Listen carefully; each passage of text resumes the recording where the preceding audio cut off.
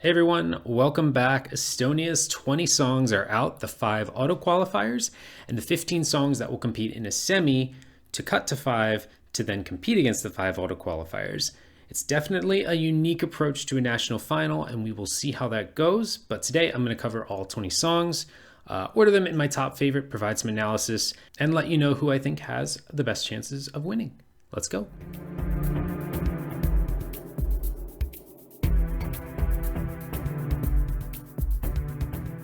My biggest takeaway from Eesti Laul this year is that I think it's a wide open field. I think there's 6 to 7 songs that could realistically win this competition, whereas last year it really felt like it was Alika, it was Ali, and then it was everyone else. So without further ado, let's go to my number 20. It is Ewart and the Two Dragons, Hold Me Now. It's a cute message. It feels more like a campaign style song, like if you were promoting a message of peace and unity and happiness for just social awareness. That's kind of the vibe I get from this song. I don't think it's going to pop off the stage. It'll be a nice moment. I don't expect it to make it past the semis. Number 19, Sophia Rubin, Be Good. It's funky and fun. Dance number, a lot of word repetition, and it starts to get stuck in my head, but I would say about halfway through, I get kind of tired of it. The best way to describe it would be, it's good. I was ready to go to the next song. Number 18, Answered, Vetvime, folky, enchanting song of the forest, similar to Judy from the Czech Republic. There's really no unnatural sounds or instruments. A lot has to go right for this to even make the final. If their vocals aren't strong, if that's all not there and sounding really punchy, I don't see this one going very far.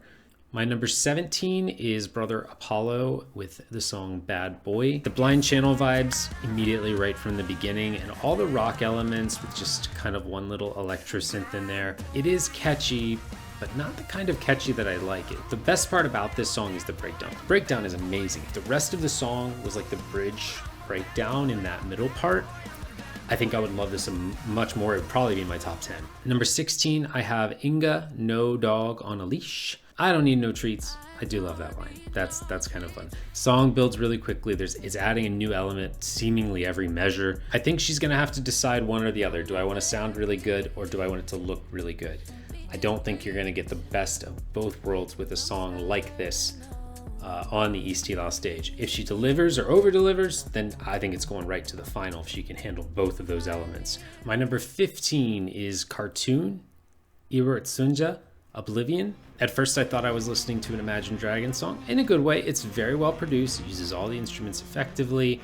Those driving with the drum and bass, so it will stand out. It's kind of more of an alt rock compared to the other two more hard rock numbers. Number 14, and I'm gonna try my best. 5 minutes and pull up. Nendest narkidest etimi kul midagi. You know which song I'm talking about. I'm not going to try and pronounce the title again. This is a potential winner.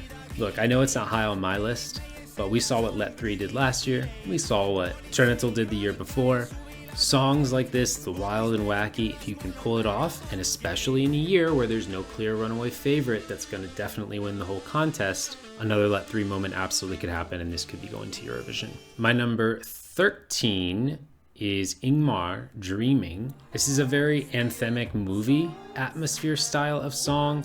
I think his voice has a Broadway quality, so it feels very showy, the way the song and the way he sings and the way he will likely perform. I think it will translate very well to live performance. There was one moment, I think, before the chorus where it sounds like glass breaking, which kind of sounded like a weird sound effect to just kind of inject. It was a little out of place. If he can perform this well live, this will probably go to the final. I think it's good enough. My number 12 is Peter Poder, Cora Ville. This is definitely embracing that 80s, The Weeknd, Blinding Lights vibes. Besides some punchier yelling that he has going on in the second verse of it, I don't hear a single thing in here that separates itself from every other Blinding Lights style song that we've heard. You know, Zayn from Spain 2 years ago. We've heard this before. It's nice. It's still 12 on my list. I still like it, but it does not reinvent anything. My number 11 is our dear Laura Poldvir with Here's Where I Draw the Line. It's been a while, I think, since she's done a song this slow for Eurovision. Something that's I won't say it's a full-on ballad, but certainly a slower song than she would usually do. She usually does some more upbeat songs. It's very well produced, as expected. I don't think we'd expect anything less from her. We've seen Laura perform a billion times, so we know what she's capable of, but I'm a little worried. Vocally, I think she's good, but to sell a song like this vocally, I think you have to be great. I don't know if she's going to be able to reach those high highs. She may not even make the final. Was this an qualifier? I can't remember. So number 10, I have Silver Jusulo with Lately. First, I thought it was going to be at the bottom of my list. I thought it was going to be dead last. But that gritty distortion, cushion and drums with the synth saw, it's got that choppy composition. So the first time I heard this song, I didn't actually watch the video. I think I just found a YouTube of just the song itself. Later, I went back, and I think a day later, I watched the video. And what he had done in the video, that's exactly what I want for the performance. I want these really harsh cuts, quick light flickers, fades to black. Like everything on the stage needs to play to the minimal aspects of how few instruments are kind of being used within the music, and how there's just drops in sound and drops and then quick kind of insertions of different sounds and noises and stuff. So as long as that translates from the music video to the stage, I like this. I think it could potentially make the final. One thing I don't like is it's really short. At first I thought, oh, it just feels short. No, it's really short. It's like 2 minutes and 20 seconds. So the way it builds up and kind of runs through the end as well, I mean, I wouldn't mind another 16 measures of that. That'll take it to about 2:40. I really wish this was longer. I really wished there was more to the song, but I think because it's so short, it may not, may get forgotten. Number 9 on my list is Carlos Ucareta, Never Growing Up. It's a bit of a boy band vibe, definitely a departure from his song last year, Whiskey Won't Forget. The start of the song, before it gets to the chorus, I will say the chorus is very good. The chorus is very catchy, but the start of the song, I feel like the lyrical arrangement doesn't quite go with the music. It kind of feels like the words are coming at sporadic times. I like the second verse adding the heavier drums. That separates it a little bit from the first. His vocals are great. It goes all the way down for the final chorus. You have your dips, you have your highs. And then the weird part about this song is the final chorus. If you notice, the drums are the same for the entire song. And then in the final chorus, they just change them. And I think it sounds worse. I think what they did in that final section, I guess they wanted to try and separate themselves from the rest of the song. My number 8 is Cecilia with FOMO. As a sucker for trance, Eurodance music, those cute little trance plucks at the beginning definitely tug on my heartstrings. And then the song quickly slows down and then ramps back up again. And it's like this hardcore dance anthem.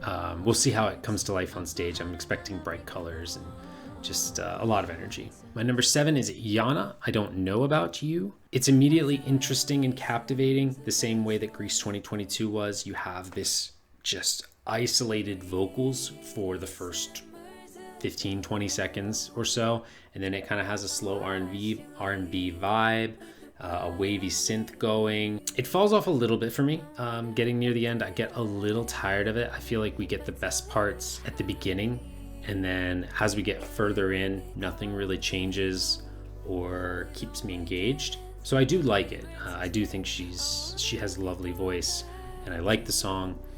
I wish it could have been more interesting near the end. Number 6, we have the fan favorite himself, I'm sure, Ollie, with My Friend, going with an extreme Evanescence opening with only a soft piano. Still has the same rough, aggressive voice that we love. The chorus doesn't do as much for me as Venom did. I found Venom to be a little more catchy than this one, and I liked Venom's lyrics better than this one as well. I am a little concerned. I think there are some other songs in this selection, not only that could beat him, but when you consider Brother Apollo as well. Ollie last year had to contend with Bedwetters, another rock song. And that may happen again. You know, you may get 2 rock songs in the top 3, and then the third song, let's say that's a ballad, could get enough votes to get through.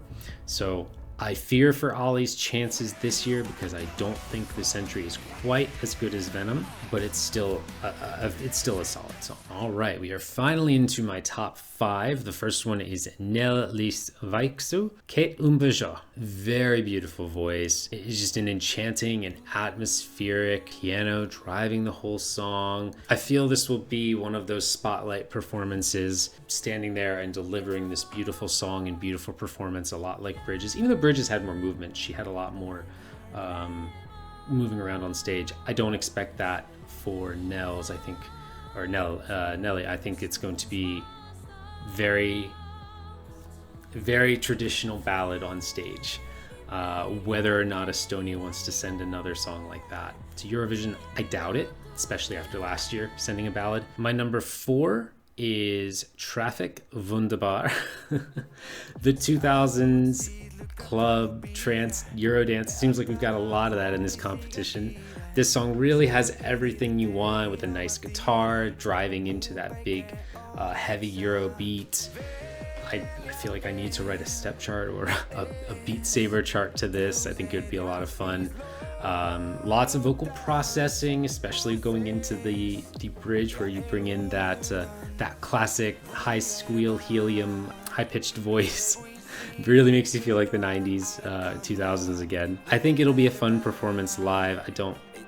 We have to hear how they sound live, because if their voices aren't quite as strong, which sometimes these types of entries, post-production and processing going into them, sometimes the vocals are also processed heavily, and then you try to convert that to a live performance. I would love to see it win. Don't think it will. All right, time for my top 3. My number 3 is Udo Sepp and Sarah Murray, Still Love. Is Estonia ready to send another duet to Eurovision? These voices blend so gorgeously together. I am in love with it. I love both of their voices. I love the composition of it, how it's kind of starting with his voice and then adds both, and then in the bridge it's kind of his voice both, her voice both. The separation, now they're in the video, they're both in separate places, so I'm really hoping they're going to train together before they don't just meet and then all of a sudden try to perform it. I want to see that same cohesion between them on stage, and if they can nail that with their voices, I have no doubt that this will do very well. This will get a lot of points. I'm hoping it keeps that organic feel even on stage. At the end, it kind of builds up, and then for about 4 measures, they bring all the sound back out of nowhere and then drop it out again for the last 2 or 3 lines. That's a little jarring. I don't know. I feel like there was more time left in the song that they could have gone up for maybe 16 measures. 4 measures instead of like 2 measures or whatever it was, and kind of stayed up a little bit more and then come down for maybe 1 more line. All right, so my number 2 and my number 1 have been just jockeying back and forth. I wish I could just say they're both number 1, but I have to pick one to be number 1. So in number 2, I'm putting Annette Weickma, Serotonin. This song is so awesome. I love the video. I love the upbeat, fun, girl power, the guitar, the 80s synths. It's modern it's retro with modern elements. We'll go that route. I love the echo on her voice. I hope she's allowed to do that at Eesti Laul. I know sometimes they do allow the echo effect. As long as that's on her voice and it goes over top all the music, I really, really hope they allow her to do that. The guitar solo in the middle is super cool. Even going into the middle part where you're going into the bridge and it's still upbeat, but you look at the time code and you're like, wait, there's still a whole minute left. And then it drops down. And then it comes all the way back for that big finish at the end. There's also a lot of little small moments that catch me off guard where, right going into the chorus, the music will drop out for like 2 beats, just 2 beats, and then come all the way back and kick back in. So that leaves my number 1 or my other number 2 based on, whatever time it is during the day. And that is Daniel Levi, Over the Moon. This, reminds me of Oscar's Lie from Finland, Train. If you remember the song Drops of Jupiter from the early 2000s, I feel like his voice, especially in the chorus, very, very similar. I know, it's a song about space being sung by a white guy with long hair. We saw this 2 years ago. I get it, but this is a little different. This is a much more intimate ballad style song, whereas Spaceman, I think, was more mid-tempo. But man, what a voice. and I've looked him up on YouTube just to make sure he can sing. I think this is, if I had to pick a favorite to win right now, not my favorite, but the favorite to win right now, I think this has a really good chance, because I think the exact same thing as last year could happen, where it's Daniel, Brother Apollo, and Ali in the top 3. The 2 rock songs cancel each other out, and Daniel Levi goes to the Eurovision Song Contest. I wish the song was longer, because after the second chorus and he kind of goes into ooze, and then there's like 15 seconds left or something, and I feel like something else could happen. Even just, if you're watching this, Daniel, even just you saying 2 more lines from the song in falsetto or regular, or having that Germany 2018, right? You let me walk alone, at the very, very end, but you will never know, but you let me walk this road alone. And he comes, and it's just, and the lights are coming all the way down. I just want that. Just give me 2 lines after all of that ooze. Give me 2 lines where the lights can just come down in a really intimate moment. You have the time. I already know you have the time. So I'm definitely excited for Eesti Laul. I watch it every year.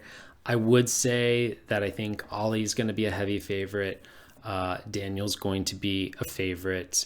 I think Brother Apollo could be one that people really get behind.